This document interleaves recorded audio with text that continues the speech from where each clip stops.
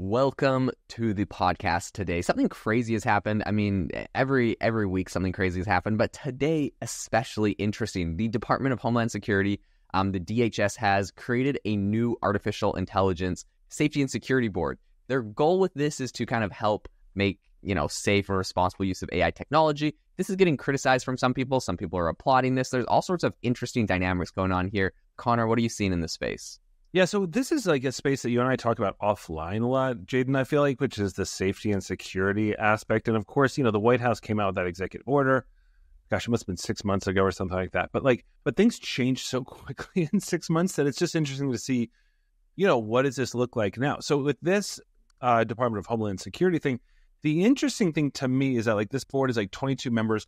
And it really does, I agree, it's gotten a fair amount of criticism, right? I mean, it's these CEOs from the big guys, right? Like the OpenAI, Microsoft, Google, et cetera. And then you have, NVIDIA, IBM, Adobe. Everybody's on there. And then you have a few of these kind of public policymakers. There's some random ones like the governor of Maryland and the mayor of Seattle is on there, things like that. And they have some representatives from civil rights. So, look, I'm not here to bash anybody because, Jaden, I would know the first thing to do if I was in government, right? And how to do this. And they're going to be meeting starting in, I think actually as soon as this month to try to come up with these, real practical solutions for implementing it in daily life. But if you remember back on the executive order, it was a lot about, obviously safety, but I don't think anybody knew, but also a lot about jobs, a lot about upskilling. And I don't think they know exactly what direction they want to run with this. But this is just fascinating to me because where do you even start with the government in terms of this balance of, what are we trying to do? I think it's sort of like a Rorschach test where everybody looks at AI safety and security and sees something very, very different, right? So some, if depending on kind of which side you're standing on, you're either saying, yeah, this is a legit existential threat to humanity. We have to be very, very careful about this. And then on the other side, you have people saying, look, sure, we can slow this down, but guess who's not going to slow down? Do you know what I mean? China and everybody else. And that's not even to mention how powerful open source models are getting with Meta and Mistral and now I guess even Grok.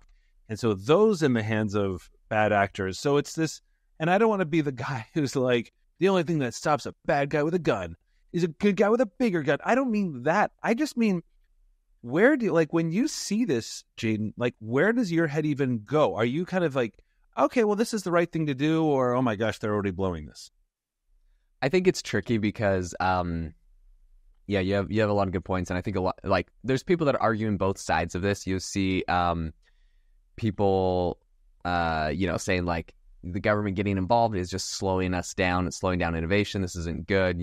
People criticize Europe and saying their AI regulation is they regulate it. So people, give them criticism for being over-regulation. And then obviously most of the innovation is coming out of the United States. I'm sure if you're from Europe listening, if you're triggered, statistically speaking, I'm not trying to be mean.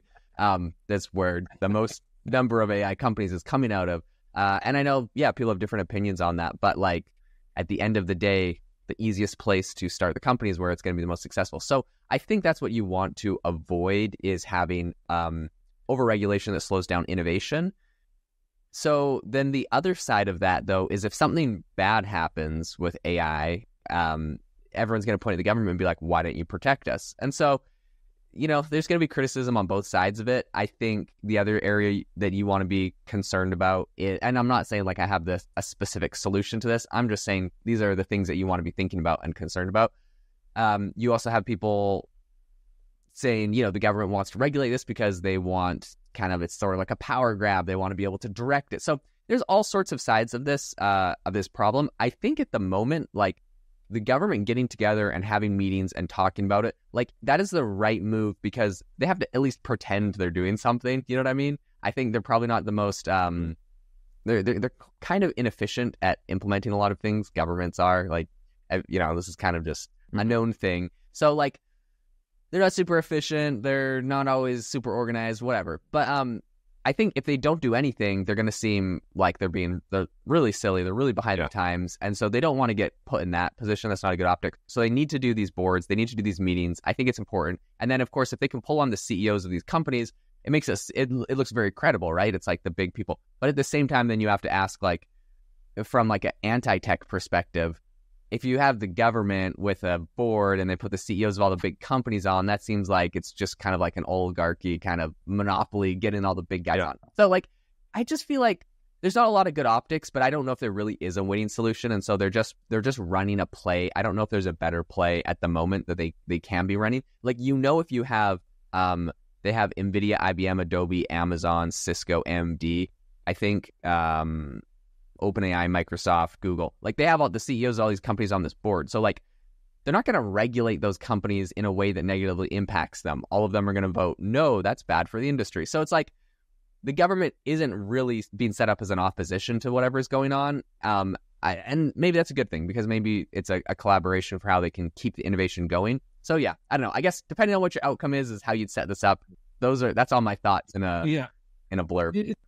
But I like how you're talking about it, because it's impossible, right? I mean, like because it's one of these things where else, or what other time in history, maybe you have an idea, like were we ever trying to slow down tech? Do you know what I mean? Like certainly, like in the past, it's always just like this tech is moving fast, and so we have to move faster. So if you think about like genetically modified foods, or if you think about like how like what car companies are doing, or like just kind of anything, right? It's not about slow this down.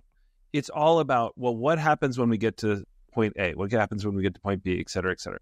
And one of the things I think that you mentioned that I agree with also is just like the optics side, right? I mean, like this is ultimately a political thing. It is ultimately optics. I'm not trying to be, negative about sort of like how the government runs, but that's the reality of it. Especially, I mean, we're in an election year, so nothing's going to happen anyway. But one of the interesting things too is that they excluded all the social media companies, right? So there's no Elon and there was no Zuckerberg. And it's funny because when they excluded them back in, I guess during the White House executive order, during these conversations and everything, they're like, well, this is really for AI, not for social media. But those companies are absolutely now AI. Yeah, I mean, and sort of I would argue Meta is like one of the top 5 AI companies, period. And if you look at their trajectory, like they will be the top AI company forever at this rate. 100%. And I mean, you can even make the case that Grok, with Elon's new, what was it, the $6 billion, investment with up to an $18 billion valuation or something like that. I mean, that's not, to sort of like, hey, let's see how we can sort of like drive ad revenue on Twitter, right? This is like all around building AI and building frontier models, essentially.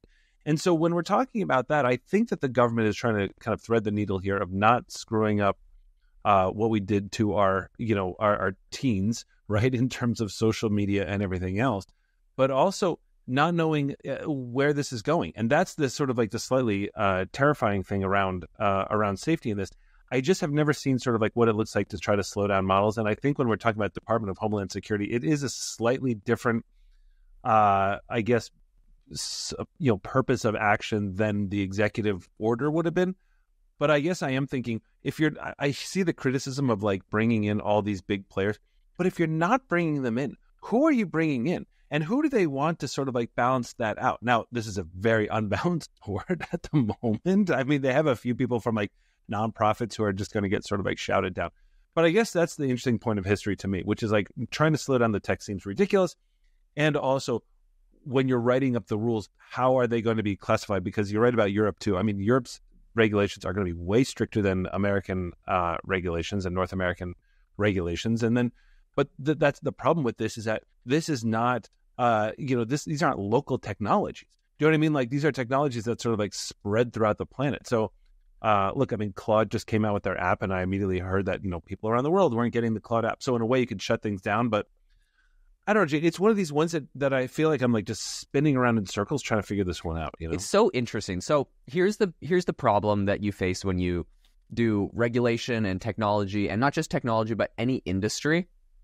There's the system is set up in a way where like inevitably kind of conflicts of interest arise, and it's really hard to get around it. So the problem is when you're trying to regulate or talk about regulating or making some rules around something like AI, for example.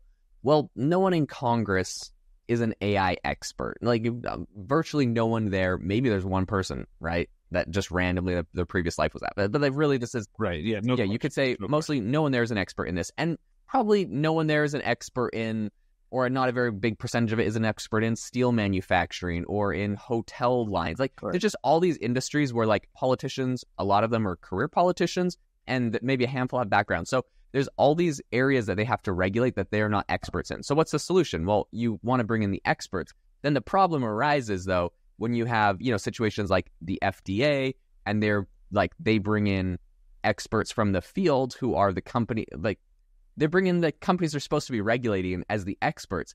And like, you can see that there's like, that's good because those people are going to like tell them actual actionable advice and how the industry is. But at the same time, those companies are obviously going to tell them what's in their best interest. And I think you're not going to see anything different. Like, we've seen this in like the FDA with like all the Roundup stuff from the past and all the lawsuits that came out of that and whatever, right? So it's like a tricky situation because they kind of become buddies. And then once you leave Congress, maybe go on the board of one of these companies. And it's just all kind of like in a big mix. But it's hard to make it happen in another way because at the end of the day, like you want experts, but at the same time, those experts are just going to kind of tip the scales in their favor. And if you just get the experts, aka the CEOs of the biggest companies, they're going to kind of push themselves to the top still.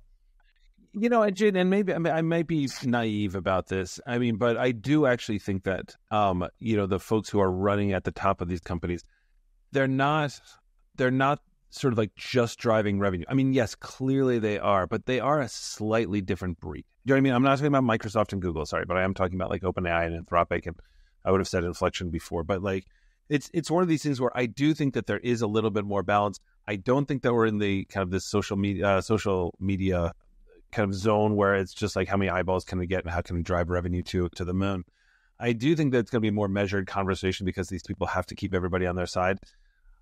I don't know. I'm going to watch this space closely. I encourage people to watch it closely because like if you're ever going to write to your congressman about something besides like sort of potholes and things like this is probably. Have you ever written a letter to a politician about potholes? Never. Not even one. I'd love to say I did it all the time. Wait, have you? No, I'm just curious. I forgot that's a thing. I'm pretty sure if your tire gets popped in a pothole, can you like call your city and then get like reimbursed for your flat tire or something? I love this new podcast we're doing. Guys, if you're fed up with your municipal government, yeah, I mean, my gosh, I don't know. All I know is that when people write letters, they seem to sort of actually get read. And so listen, why not send something in? Well, if you enjoyed the podcast today, if you learned something new, we really appreciate it if you could leave us a review on Apple or Spotify. We listen to them all, we appreciate them all, and we hope that you all have an amazing rest of your day.